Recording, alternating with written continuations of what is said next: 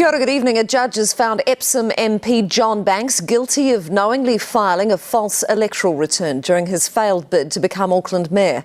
Banks denied knowing that 2 campaign donations had come from Kim.com. But .com and his wife both gave evidence, and the judge found their version more reliable than Banks's denials.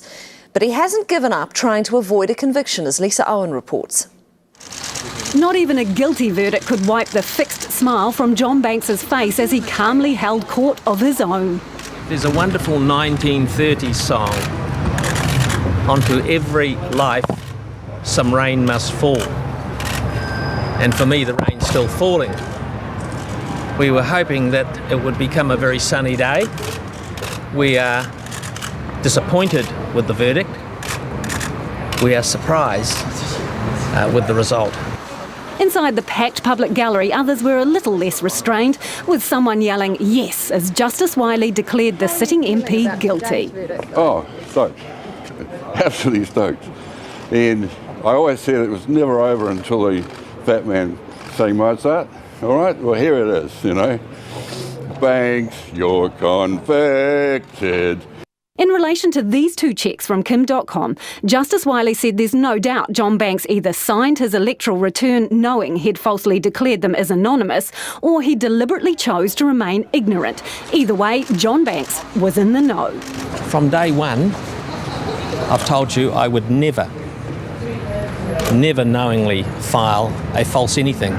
How do you reconcile that with the judge's verdict? Let alone a false return. On the other hand, Mona and Kim.com were found to generally be reliable witnesses. Justice Wiley's verdict dismisses claims from John Banks's lawyer that the .com's evidence was a fiction designed to destabilise the government, unseat John Banks and bring down the Prime Minister, John Key. As for the Sky City donation, the judge rejects outright Banks's claim in his police interview that the money was given anonymously by the casino giant. Did you lie in that police interview? And I'm dismissing you, thanks. Did you lie in that police interview, Mr Banks? But Justice Wiley was not satisfied beyond a reasonable doubt that Banks knew the return relating to the Sky City donation was false at the time he signed it. Questions remain about why the police didn't pursue a prosecution against John Banks, but Graham McCready, the man who did, is satisfied with the result. And this is, I guess, my finest hour. Not so for John Banks, but it appears his defence team will try and get him discharged without a conviction when he's sentenced in August. Lisa Owen, 3 News. Political editor Patrick Gower is live now. And Patrick, every politician was watching this one closely. What does the verdict mean for John Key's government?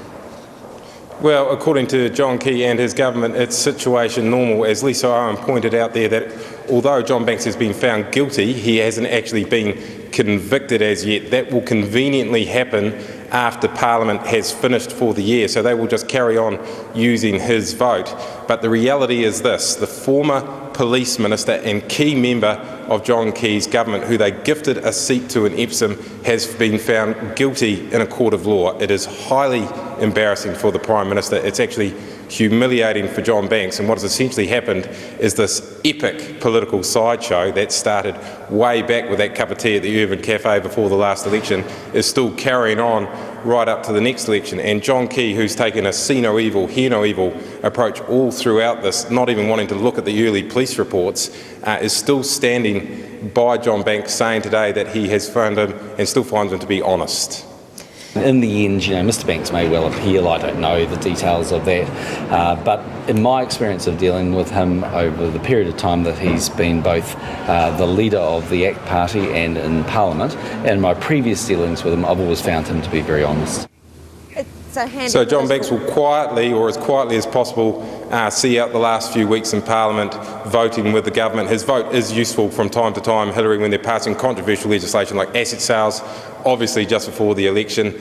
Nothing controversial coming up, so he'll try and go out as quietly as possible. And it's a handy political victory for Kim.com, isn't it? What's he had to say about the verdict?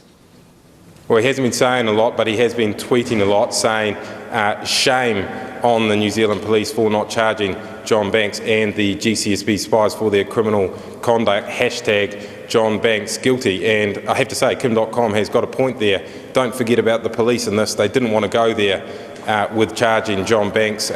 Graham McCready did, and it is embarrassing for the police now that the High Court has found not only was there a case to answer, but actually that John Banks was guilty. And a handy, as you say, political victory for Kim.com, but a bit of a warning.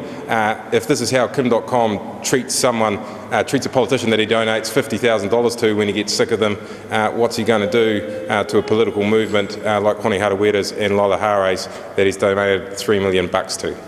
Patrick, thank you.